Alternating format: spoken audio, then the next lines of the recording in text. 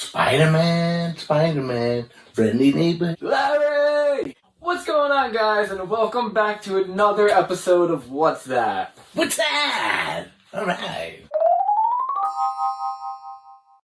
We're finally back. Feels good to be home again. Oh yeah. We are doing something a little out of the ordinary today. We are having a special guest, so you do want to stick around. That should meld in really nice with today's subject matter. Classic TV. Classic TV. I remember coming home from school, couldn't wait to run and see, Spider-Man, friendly neighborhood, and then it went on. Batman, all kinds of wonderful shows came on. The Munsters. That Gilligan's Island, I Killed a Genie, that was all coming on. It's a beautiful day. Every day. Comment your favorite right now, because we'd love to see what you guys used to watch back in the day. That's right. We love the classics. Absolutely. Classics made TV what it is today. Oh, yeah. Evolved into what an incredible industry that is of everybody's interest. Yeah. And let's not delay any further, and we'll jump right into some of the items we have, because not only do we have items, we have a competition we're going to do, and we'll tell you that after we get into the first item. We got a competition going on. Oh, yeah, here we go. It's going to be fun. It's been 5 episodes since we've actually put these in here. Hopefully remember what we did. So it's a surprise of being a surprise. We are unprepared. Yes, we are, but we're going to do well. Let's kick it off with the first item and open this box, which I'm sure is full of dust and spider webs. It's a surprise, and we go. The first item we have for you is Taz as the Flash, in the fashion of celebrating Halloween, which was just yesterday. Yeah. Taz is dressed up in his Flash costume, and this is celebrating 80 years of Bugs Bunny. This is a Funko Pop FYE exclusive. Very nice. Taz in costume. I like it. It's got some very nice detail, vibrant color. Beautiful little piece. And he's not the only one that's part of this set. They did basically the entire Justice League with the most popular characters from the Looney Tunes. But this was the only one that they had in store. Very nice. So this begins the collection. Now we go and pick them off one by one and bring them all home. Looney Tunes Justice League. Fabulous. In Space Jam, which was Looney Tunes basketball movie that had Michael Jordan, it also was a game that came out on PlayStation 1, and Taz was one of my favorite characters to play in that game. So through that, I learned to love Taz, and to be the Flash, I think that's a cool combination. Ever since Warner Brothers and DC Comics married through, I believe, Disney, they've been able to cross multi-genres of entertainment, and to cross them over is fabulous. To go along with Taz celebrating 80 years of Bugs Bunny, which is 80 years of one awesome cartoon, Yes. we're going to do a little challenge today. Oh. We came prepared with a few different pictures of simple, hopefully simple, cartoons. We're going to compete to see who can draw them better. And the loser will have to draw another cartoon. This is going to be harder. It's not going to come out as good, and that's going to be their profile picture for a little bit of time on their Facebook. Oh, I'm worried. I can't draw. I'm lucky if I can draw a bath. It's gotta be fun. And if any of you can draw out there, try not to roast us too hard. Yeah, don't kill us too much. So, to make things even harder, we're not going to do it with pencils and paper, because that would be too easy. We're going to do it with markers and whiteboards. Oh boy, here we go. The first picture that we're going to do for you, we're going to pop up right there on the screen for you. Oh, wow. And it's Patrick Star. Patrick from SpongeBob SquarePants. Oh, yeah. We will do each picture in a minute, and after the minute, we'll compare. And if it's too close, we'll get a third party. I don't know what I'm gonna do, but I'm gonna try my best. Here we go. In 3, 2, 1, go.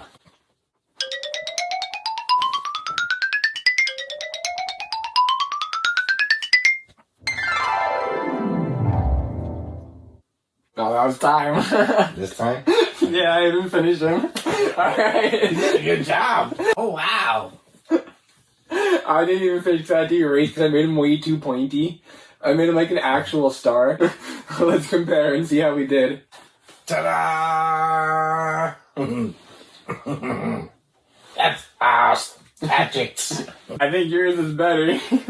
Oh, no. Yeah, yours is pretty darn good. But if you want to compare to the original, your dots on his forehead are a little bit more closer to size.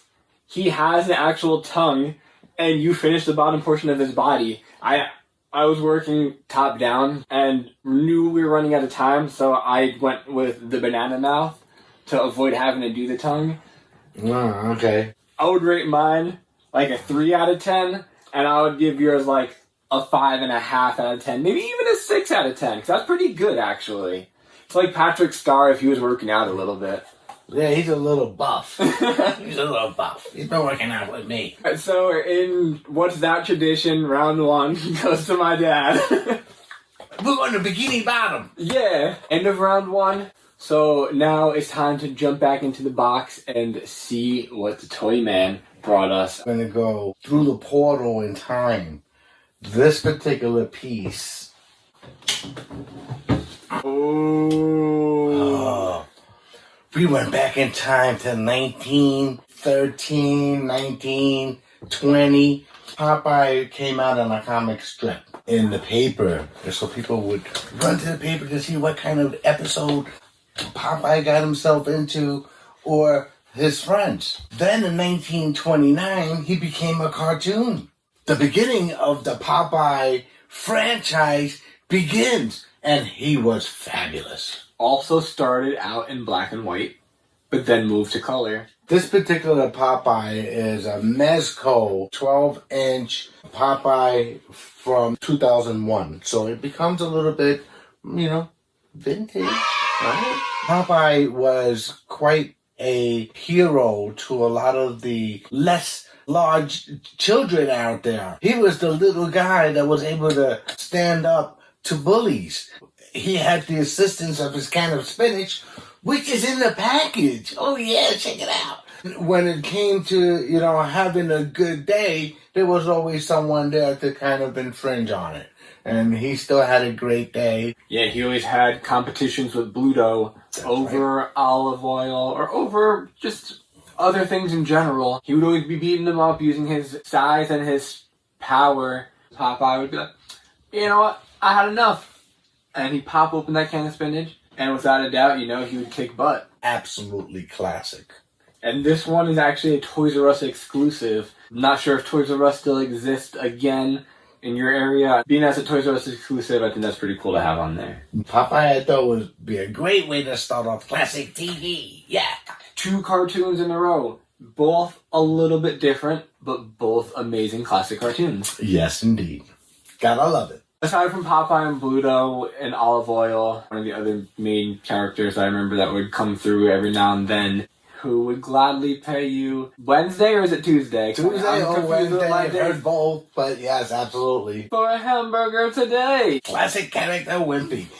Popeye mumbled a lot, but he talked under his breath, but he said quite a bit and was always voicing what he was thinking. It was really interesting. And then Popeye evolved from a 1929 cartoon with Max Fleischer, and then in the 60s there was another boom, Popeye and Friends and Sweet Pea, and he had his 3 nephews. Absolutely classic with the music, and even there were some singing episodes. I do remember that with his nephews was one of the singing episodes.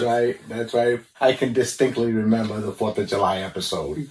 With the fireworks. Classic hijinks. And then there was another one where they were supposed to be going to sleep and they kept playing their instruments, and then he'd come in the room, open the door, and they're back in bed sleeping, right? That's fabulous entertainment. The good old days. This next item is a 2-parter I have for you. Oh, wow. We love 2-parters. 1, 2, and 2, 2, 2. Surprise for you. 2. For me. Oh, Oh. The item we have for you today, this is an I Dream of Genie. Is it Barbie doll? It was a Barbie doll. Okay. I believe it's a 2002. It's a really fabulous piece. It really covers the essence of the costume very precisely. What's a genie without her bottle? Oh, wow. Oh, wait. Yay! Can you do me a favor and can you put this like really close up to that camera and see if we can make it get bigger? Holy moly, how did you do that?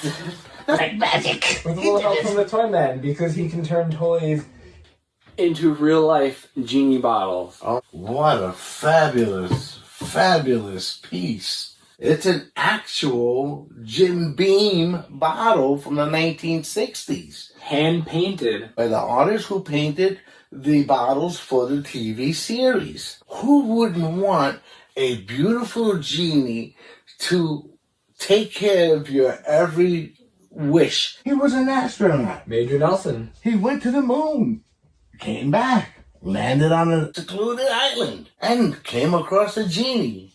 Bottle sitting in the sand. His only wish was to be rescued, and he set her free. Tony, played by Larry Hagman, and Jeannie, played by Barbara Eden. He was blind to the love, and she was totally in love. We were in Cocoa Beach, and we drove past a house that they would film as his house. If you had a genie, what would be your wish? Have unconditional world peace. We can get there, and we don't need a genie to do that. And if I had a genie, I would wish for the skill to win in round 2, which we're about to pull up another picture right now for all of you. The next cartoon we have for you is Phineas from Phineas and Ferb. Oh boy, he looks like he's gonna be hard.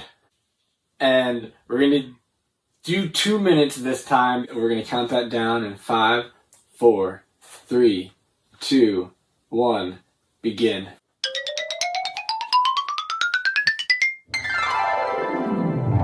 That's time. That was a fun one. Wow, that was hard. Here we go. Let's show them. Yeah. Oh, you did a good job. Look at mine. Mine looks like Woody Woodpecker. That's what I was trying for. So, oh yeah, buddy, look at that. Surprisingly, I think I took the point this round. Yes, I think you did. You definitely earned that. Look at that. You did an amazing job. But I think that was pretty good. Still 1-1, not bad. That was good. 1 point for Nick. 1 point for me. We're tied. Ooh, 1-1. Yeah. The score is tied 1-1. Way to go. I like competition. I gotta say, I've only watched Phineas and Ferb a couple of times, but I gotta give a shout out to the boys in Bowling for Soup who did the theme song for the cartoon. And my boy Rob is with Bowling for Soup. That's great. Bowling for Soup. Yeah. Yo, what else? Barbara Eden will always be revered and recognized as everybody's favorite genie. Thank you, Barbara Eden. Hopefully one day I'll be graced enough to shake your hand and get my bottle autographed by you, because that's what it's for. We're waiting to see you. Yeah. She will always be my I Dream of Genie. So let's go ahead and dive in. Here we go. Let's see what he's got. There we go.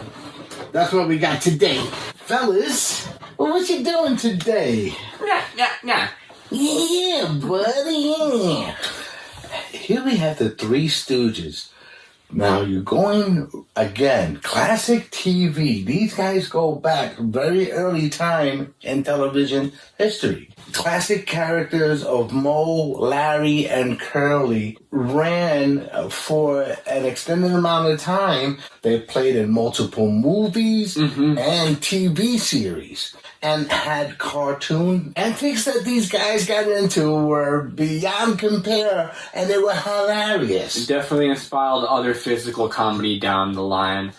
Get ready to duck, because here comes Moe, the pie-throwing, loudmouth leader of the Three Stooges. When he's not tearing Larry's hair out, you'll probably find him poking Curly in the eyes. Whatever you do, don't annoy Moe, or he's liable to grab your nose with a pair of pliers and shout, "Oh, wise guy!"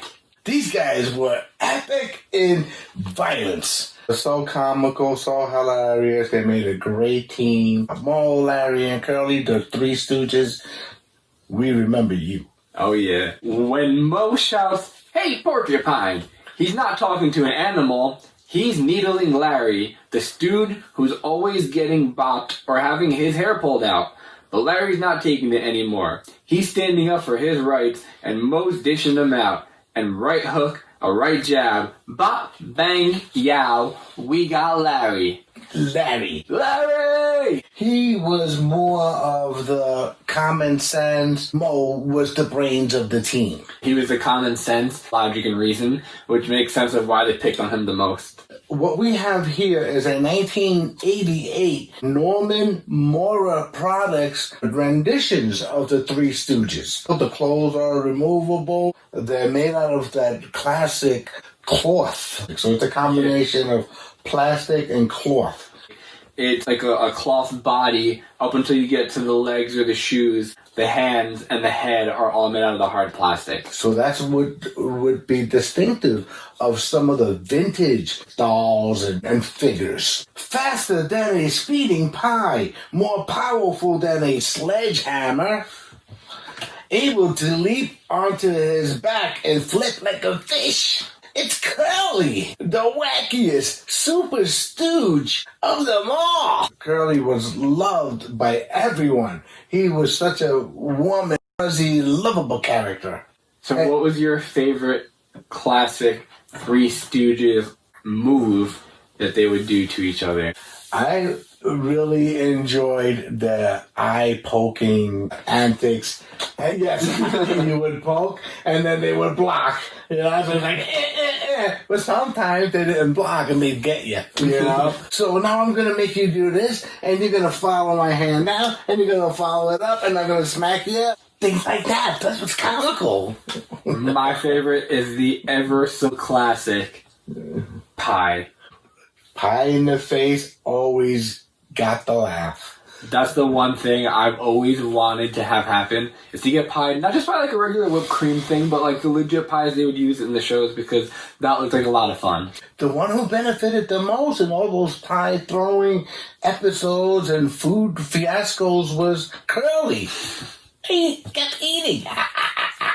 The game that I like is that pie game where you... Pie face? That's the one. We should do that. Should we play it on the show? Absolutely. Wouldn't you guys want to watch something like that? Who wants to see us get pied? So if you want to see us play pie face on the show, give us 25 likes. All right. Sounds like a plan. So Curly really crossed more boundaries, or at least the rendition of that character. You had characters like Jabberjaw and other Hanna-Barbera cartoons that had that kind of lightness of him. Yeah, and people over the years have redone his comedy stylings in their comedy. I think even, and if you're Full House fans, correct me if I'm wrong, but Joey Gladstone may have not only done Popeye, but he did some Curly as well. Yes, he has. Yes, you're absolutely right now that you mentioned it. I used to like when Joey used to do those interpretations. He used to get them spot on. He was one of my favorite Full House characters for that. Yeah. A whole lot of fun. Three Stooges. Oh, yeah. Nice. They're on our team. We mentioned earlier in this episode that we do have a special guest coming up for you later. So stick around till the end to find out who it is. Oh, I think you're going to like this guy. We have one more item to get to for you tonight before we reveal our special guest. I'm so excited. I'm dancing. We're going to move on to the next item without revealing anything else. He's coming. He's coming. Here we go. Oh, wow. This is a Mego reproduction of the $6 Million Man, Steve Austin.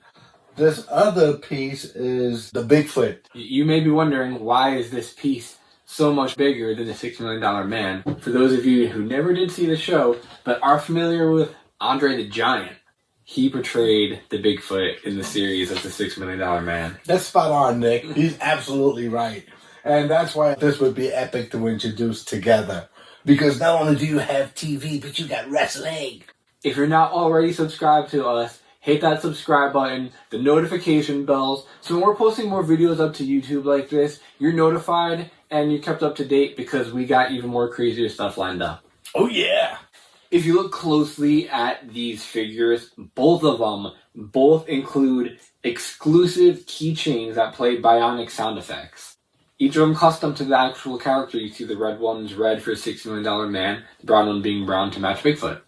Yes, and that's always a plus when you have accessories. We love accessories. Yay! There was one episode that was a 2-part series of Bigfoot encountering the $6 million man. The $6 million man was played by a revered actor by the name of Lee Majors. Steve Austin was an astronaut who went above and beyond and into a horrendous wreck, and they had to rebuild him. So they made him the Bionic Man. It cost $6 million to put him back together. They made him faster, stronger, and better. Gentlemen, we can rebuild him. We have the technology. We have the capability to build the world's first Bionic Man. Steve Austin will be that man. Better than he was before. Better. Stronger. Faster. The music will start. Dun, dun, dun, dun, dun, dun, dun. And that was it. The young generation would flock to their TVs, not even waiting to miss the song. The music would begin. Boom, you knew action was coming. That was a really fun show to watch.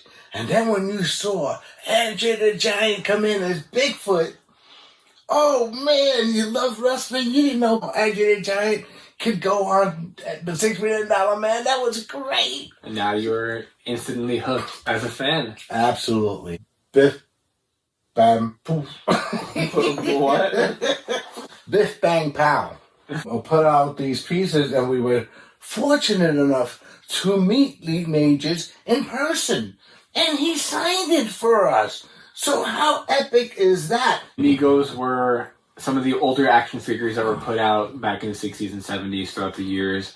And the original line of Migos are rare to find mint condition versions of them. The reproductions are awesome, but to have it autographed puts it in that line of rarity with the rest. Absolutely. And $6 Million Man, a fabulous show. Thank you, Lee Majors, for your contributions to the entertainment industry. He had a few successful shows after the $6 Million Man, which kept him in the public eye for some time. Shout out Lee Majors. Yes, sir, indeed. You will always be the $6 Million Man. He was the original Terminator, though, now that you think about it. That's true. The original cyborg bionic man. The essence back in the 70s and the points of articulation were great. You know, you had figures like Batman or the Justice League, Spider-Man, and then you also had Planet of the Apes. And it was fabulous. The play sets and all are completely revered after today by collectors. They would pay a pretty penny for the Batcave or the Planet of the Apes had a jungle house kind of place that had traps and all kinds of. It was fabulous. If you guys collected Migos as you were growing up, let us know which were your favorite, or if there was one that always eluded you, because they are so rare and hard to come by. People are finding them today, and you'll find them in comic book shops and with a little price to them, but you know, they're still out there, and that's the amazing thing. We do have one final challenge. Since it is tied 1-1, we do need a tiebreaker round to determine who is going to be the winner for tonight and who's going to have to lose their punishment, which is have their profile picture of the level 4 drawing that we're going to do afterwards. Well, things just got interesting here. We'll grab our boards once more. Alright, to the boards we go!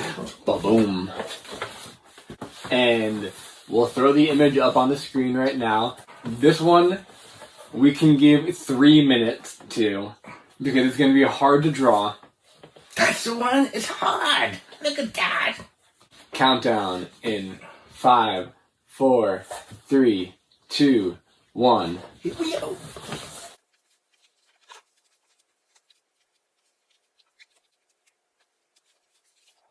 It was a lot harder to draw than I thought it was going to be, guys.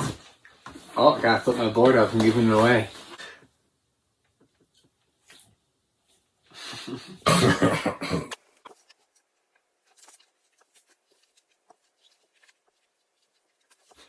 We went a little bit over time. That was hard. That was really hard. So let's reveal them. 3, 2, 1. Oh boy. Yeah, yours was definitely better. Mine's not even symmetrical. Look at that. I don't know what happened there. You had this image in your head and you put it down on paper. It just doesn't come out the same. That's the face. That's like... Mine looks like it got Botox lips.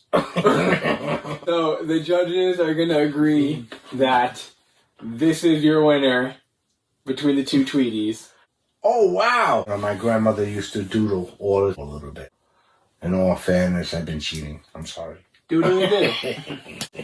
So we have the final image up on the screen right now, which is Bugs Bunny. We're going to draw his head. We'll give a 5-second countdown in 5, 4.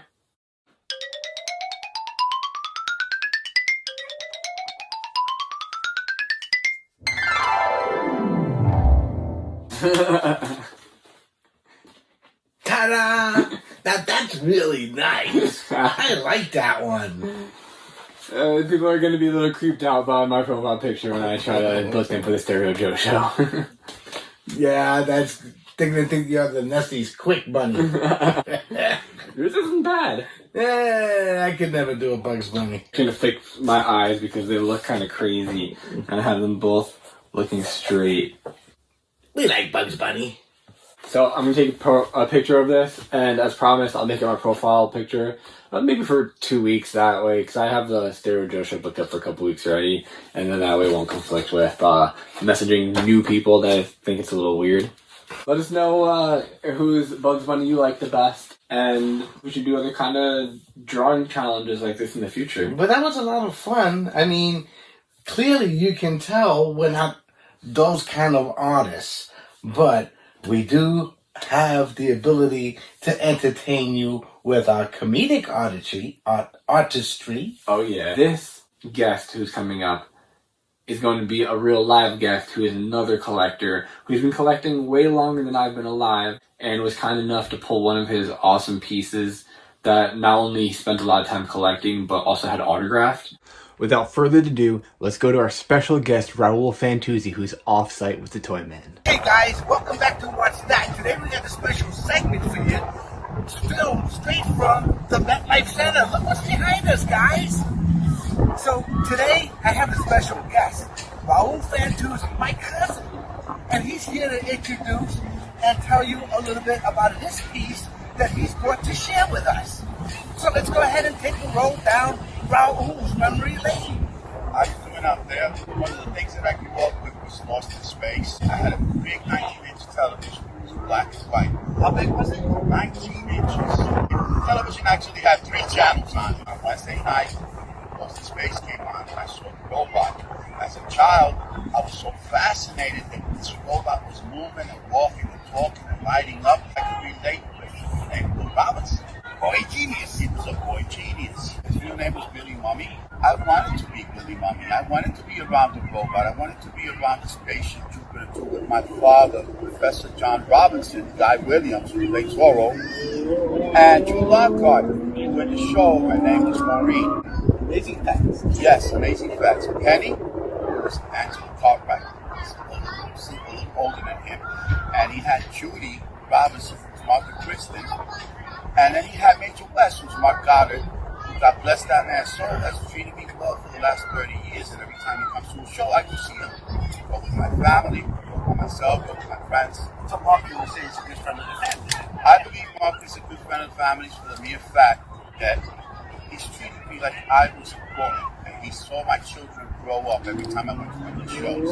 As a child, there was a butcher shop there, and there was this man who used to have toys, the best toys on the window. He didn't have a lot of space, but he had a Lost in Space robot in a box. My little feet was just staring through the window at the toy robot. It was $7.35. Wow, $7. $7.35. Probably as much as my mother made in a week where she worked. And I needed to have this, so I was not moving. And I said to my mom, look, I gotta have this.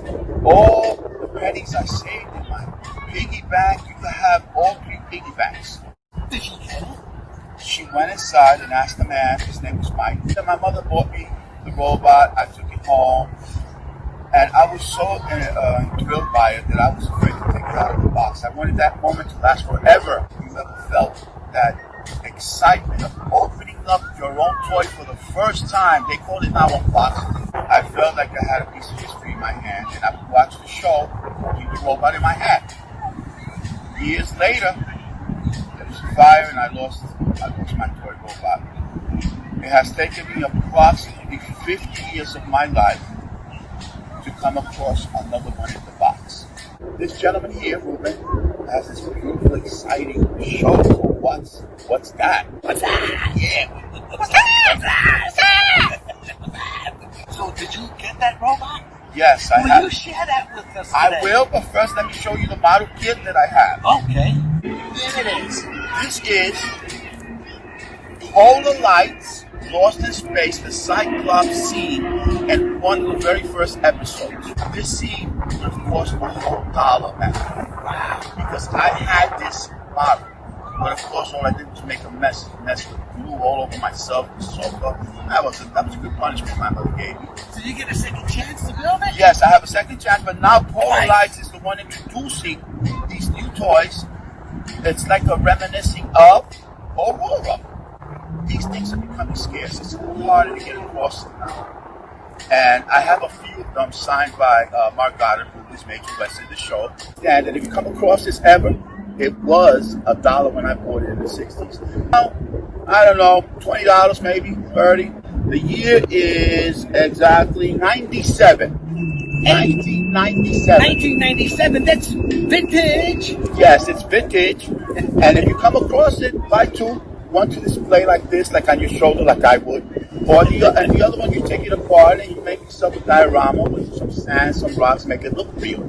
Model kits are very well sought after by your collectors. And when you have gifted artists, such as my cousin, who creates these models and then meticulously details them, they come out really, really fascinating. So, you know, I look forward to seeing the finished product.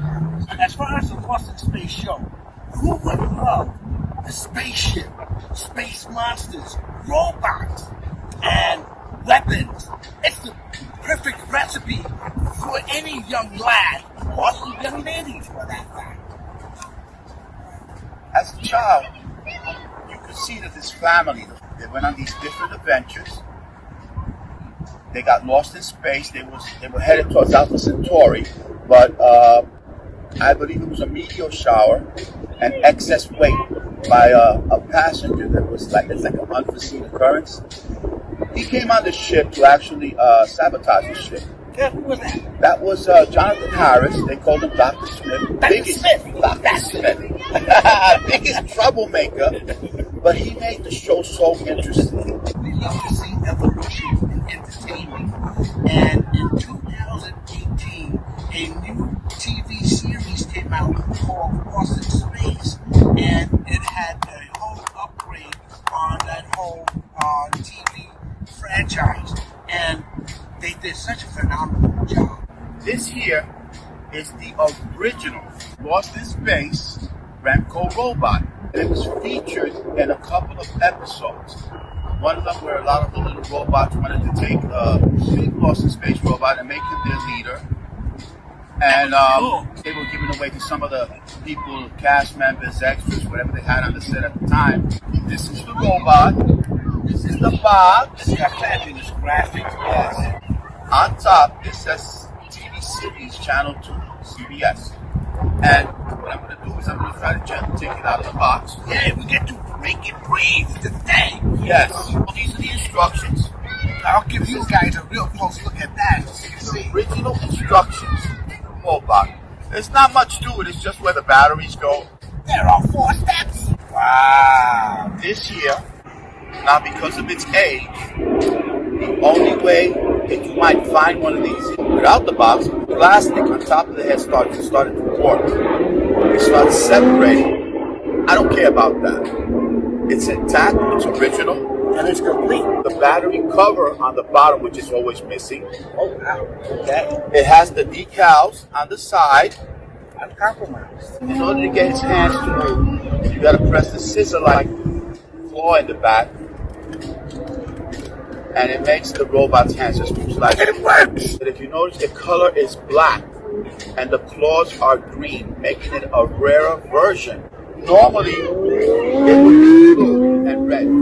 I was fortunate enough to get this rarer version. Now, the robot does swivel a little bit, and his chest lights up, and then he just goes around in a circle. That's really fabulous. And you know what? There's a terminology for that. It's called Barry. This toy has been autographed by the cast members. Mark Goddard, Major West in the show. Thank you, Mark. Penny is Angela Cartwright. Judy autographed it, who is Martha Kristen. We love Judy. I also have Billy Mummy's signature right here, who's Will Robinson. Danger, danger, Will Robinson. So this is my Repco Lost in Space robot. 50 search. Congratulations on finding your ultimate piece. And I really love the shirt. It's fabulous. Yes, a dedication to Lost in Space and to my cousin for Ruben for having such a great show. What's that? Thank you. It's the greatest show, and I know this man is famous anywhere in my eyes. Well, thank you. So, for one, we really brought you this nice piece in a very exclusive, first time outside the studio endeavor. I'm really happy to have had that experience with you. And I look forward to doing more with Raul because he's an adamant toy collector and he's got a very nice collection of pieces that I'm sure he wouldn't mind sharing with our audience out there. I have approximately 40 pieces pertaining to the show Lost in Space. Alone. I also have 9 other robots that were reproductions about the same size as this that are also autographed by the cast members. Now, Jonathan Harris, he passed away, so I got him to sign about 7 or 8 things before he passed away. Guy Williams passed away, I believe, in 1985. I just want to give a huge thank you to Raul for not only coming out and being part of the show, but showing some really cool collectibles that he'd spent a long time trying to collect. Sorry that things got cut off a little bit at the end. The wind kind of took over it to cut some of the last footage out, so sorry about cutting it short, but this was really great and I can't wait to have any future guests on doing similar thing. I wanted to give a huge shout out to Angel Diaz, who did operate the second camera when they were filming, so thank you very much. He's also a collector too. Thank you for joining us once again for another action-packed episode of What's That? That was really good. What's that? We introduced a new challenge today, as we will be introducing more fun and games in each and every episode. Join us for the next episode we do that is going to be wrestling themed, and we're calling it the Firefly Funhouse Face-Off. So, yowie wowie. Wow, it's going to be really interesting to see how this plays out. That show, fiery, funhouse, fiend stuff is really scary, and I hope he's not here.